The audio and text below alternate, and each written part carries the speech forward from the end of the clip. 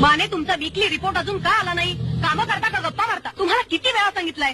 हा बेशिस्तपणा मला अजिबात खपत नाही. अहो मॅडम, तुम्हाला दम लागला असेल किंवा तुमचा दम द्यायचा संपला असेल तर मी एक बोलू का? अहो मी रजेवर आहे हो, मी तुम्हाला वीकली रिपोर्ट कसा काय देणार?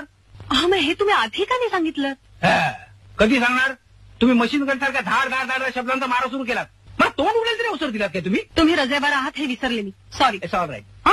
म्हणजे मी एक तुम्हाला विनंती करू का? अहो निदान रजेवर असलेल्या माणसाशी तरी प्रेमानं बोला. प्रेमानं म्हणजे?